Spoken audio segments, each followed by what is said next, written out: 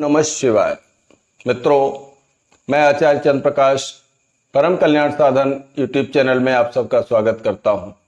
आज मैं आपको बताऊंगा कि बहुत से लोगों की ये शिकायत रहती है कि हमने इतना मंत्र जप किया, इतना समय खर्च किया, इतना पूजा पाठ किया, लेकिन हमें कोई अनुभव नहीं हुआ।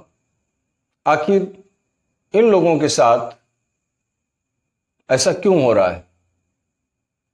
क्यों नहीं कोई अनुभव होता है, जबकि पूजा के सामान्य नियम का वो पालन कर रहे होते हैं, फिर भी अनुभव नहीं होता। बहुत ही ज्ञानवर्धक विषय है और भ्रम निवारण करता है। तो इस वीडियो को आप बगैर स्किप किए हुए पूरा देखना।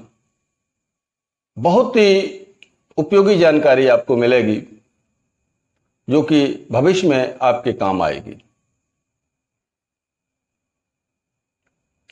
आप जो भी मंत्र का जाप कर रहे हैं, जिस भी इष्ट का मंत्र का जाप कर रहे हैं, मैं यहां भगवान शिव के ओम नमः शिवाय मंत्र के बारे में बात करूंगा। सेम सभी प्रकार के मंत्रों का यही एक प्रोसीजर है जो मैं आपको बताने जा रहा हूं। आपको अनुभव अवश्य होगा, अवश्य ही होगा। देखिए, जब हम मंत्र का जप करते हैं तो माला से करते हैं या बगैर माला के करते हैं, संकल्प लेके करते हैं या बगैर संकल्प लेके करते हैं, गुरु धारण किए हैं अथवा नहीं किए हैं। कुछ बातें मैं आपको बताऊंगा। अगर मंत्र जप करने के बाद और मंत्र जप करते समय इन चीजों का पालन कर लिया तो निश्चित ही अनुभव होंगे। पहली बात यह है कि संकल्प कभी भी, साधना का संकल्प कभी भी लंबा मत लें। मंत्र की संख्या एकदम ना बढ़ाएं। पहली बात। क्यों? मैं तो यह कहूंगा कि आप मंत्र जप एक माला से शुरू कीजिए, सिर्फ एक माला से। ओम नमः शिवाय मंत्र की आप सिर्फ एक माला जप कीजिए, यहां से शुरुआत कीजिए। क्योंकि जब हम लंबा संकल्प ले लेते हैं, बड़ा संकल्प ले लेते हैं, मान लीजिए 1.25 लाख का एक साथ ले लिया, 41 दिन का ले लिया, 21 दिन का ले लिया, तो जब हम जप करेंगे ना तो माला की संख्या ज्यादा होगी। अब 41 दिन का संकल्प लिया है, 1.25 लाख मंत्रों का लिया है, तो ऐसी स्थिति में जप की संख्या कितनी हो गई? 33 माला रोज। अब 33 माला रोज करेंगे तो कुछ समय लगेगा, हमारा शरीर दुखेगा, दुखने लगेगा, क्योंकि अभ्यस्त नहीं है हम अभी। माला चलाते समय हमारी उंगलियों में दर्द होगा, हमारा ध्यान दर्द की तरफ जाएगा, न कि जप की तरफ। ध्यान तो बनेगा ही नहीं। तो पहली बात यह है कि सबसे पहले आप संकल्प लें एक माला का। एक माला से शुरू कीजिए, सिर्फ एक माला से। ध्यान भी बनेगा, साधना का स्तर भी अच्छा रहेगा। फिर धीरे धीरे बढ़ाइए। जैसे जैसे हमारा शरीर सहन करता जाए, वैसे वैसे हमें मंत्रों की संख्या को बढ़ाना है। इस बात का ध्यान रखें। जब भी बैठें जप के लिए, तो आसन हमारा बिजली का कुचालक होना चाहिए।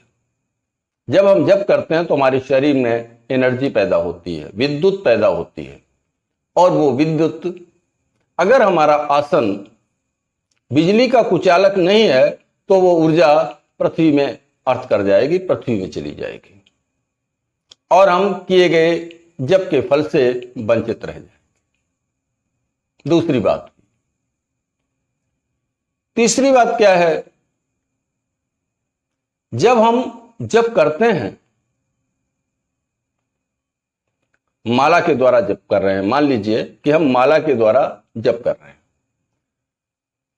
जप करने के बाद माला को हमने उठा करके माथे से लगाया और माथे से लगाने के बाद मंदिर में रख दिया, पूजा घर में रख दिया। ऐसा नहीं करना।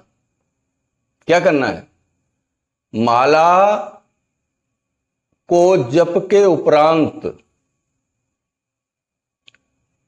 थोड़ी देर के लिए, 5-10 मिनट के लिए अपने गले में धारण कर लेना, उसी जप करने वाली माला का।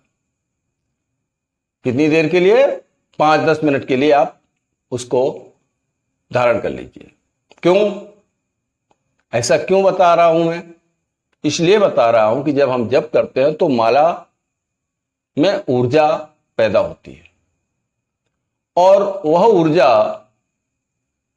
यदि उस माला को यदि हम गले में धारण कर लेंगे तो वह ऊर्जा हमारे शरीर के अंदर प्रवेश कर जाएगी। ध्यान रखें, जब माला हम गले में धारण कर चुके हैं, उसके बाद कोई गंदी जगह पे ना जाएं। उठे नहीं, वैसे बैठे रहे तो ज्यादा अच्छा है। अगर उठना आवश्यक भी है तो किसी गंदी जगह पे, लैट्रिन बाथरूम वगैरह में ना जाएं। उसके बाद उस माला को उतार करके गले से अपने पूजा स्थल पे रख दीजिए, तो हम माला से लाभान्वित हो गए। जब हम जप करते हैं तो जल का एक लोटा भर के और रखते हैं, क्योंकि अग्नि और जल की साक्षी में किया गया जप सार्थक होता है। तो जो लोटे में जल रखा हुआ है वो जल भी अभिमंत्रित हो जाता है, शक्तिकृत हो जाता है, ऊर्जान्वित हो जाता है हमारे जप से, उसमें भी शक्ति प्रवेश कर जाती है। तो उसके जल को हम सामान्य ना समझें, मंत्र जप करने के बाद उसमें से थोड़ा जल लेकर के स्वयं ग्रहण कर लें, पान कर लें। समस्त घर में उसका छिड़काव कर सकते हैं और लाकर के लोटे को फिर पूजा घर में ही रखते हैं, ताकि वो उसकी पवित्रता बनी रहे। तो उस जल के द्वारा भी हम अपने अंदर ऊर्जा ग्रहण कर लेते हैं। ये बात हो गई। जिस आसन पर हम बैठे हुए हैं, बिजली का कुचालक होना चाहिए तो मैं बता चुका हूं, लेकिन मंत्र जप के तुरंत बाद हमें अपने पैर जमीन पे नहीं रखने चाहिए, तुरंत नहीं रखने चाहिए। थोड़ी देर बैठ जाए, शांत चित्त होकर के बैठ जाए। जो ऊर्जा हमारे अंदर आई हुई है वो पच जाने दें शरीर में, बस जाने दे शरीर में, रच जाने दे शरीर में, तो हम उससे भी लाभान्वित होंगे।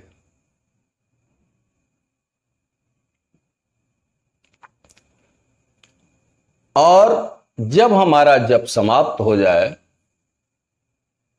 और आसन को जब समेटते हैं तो उससे पहले थोड़ा सा जल लेकर के भगवान को वो जप समर्पण कर देना चाहिए। समर्पण मंत्र आता है तो ठीक है, अगर समर्पण मंत्र नहीं आता है तो अपनी भाषा में ही बोल दें कि हे प्रभु, अभी तक का किया हुआ जप और पूजन का समस्त फल आपको समर्पित कर रहा हूं, और वो जल जमीन पे गिरा दें। ये करें। दूसरा काम ये करें, जिस समय हम अपने आसन को समेट रहे हों, उसे समेटने से पहले ही 1 चमची जल लेकर के आसन के नीचे डाल देना चाहिए। मान्यता है कि ऐसा न करने पर किए गए जप का फल इंद्र ले लेते हैं। ये मान्यता में कितना दम है ये अलग बात है, लेकिन मान्यता है तो हमें उसका निराकरण करने में कोई परेशानी भी नहीं होनी चाहिए। तो जल छोड़ दीजिए आसन के नीचे, फिर आसन को समेट करके यथास्थान रख दिया जाना चाहिए। तो इस तरीके से आप इन नियमों का पालन करें। छोटी संख्या से जप शुरू करें और फिर धीरे धीरे बढ़ाते चले।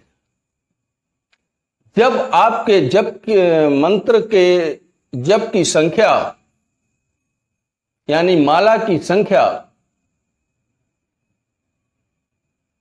21 पहुंच जाएगी, 21 माला प्रतिदिन का हिसाब हो जाएगा, तो आपको निश्चित रूप से आपको अनुभव होना शुरू होंगे। भगवान जो भी इष्ट हैं आपके, उनके प्रति समर्पित होकर के जप शुरू करिए, समर्पित हो जाइए। मात्र जप करना काफी नहीं होता, जप के साथ श्रद्धा, विश्वास और निष्ठा का होना भी अति आवश्यक है। अगर हमें कुछ मंत्र जप के कुछ चमत्कार देखने हैं तो भगवान के प्रति, उस अपने इष्ट के प्रति, भगवान शिव के प्रति, जो भी आपके इष्ट हों उनके प्रति निष्ठावान बन जाइए। बगैर उकताए हुए आप जाप करते रहिए। सुख दुख, ऊंच नीच परिस्थितियां आने पर भी मंत्र में, उसके जप में और अपने इष्ट में कभी भी विश्वास को डगमगाने मत देना। आपका मंत्र जप निश्चित रूप से सफल होगा। आशा करता हूं कि वीडियो में दी गई जानकारी आपके लिए उपयोगी साबित होगी और आपको पसंद आई होगी। अगर पसंद आई है तो वीडियो को लाइक और शेयर अपने मित्रों में जरूर कर दें, ताकि उन्हें भी इसकी जानकारी हो और वो भी इसका लाभ उठा सकें। इन्हीं शब्दों के साथ मैं अपनी बात को विराम देता हूं। वीडियो देखने के लिए आपका धन्यवाद करता हूं। मिलूंगा अगले वीडियो में नई जानकारी के साथ। तब तक के लिए ओम नमः शिवाय, ओम नमः शिवाय।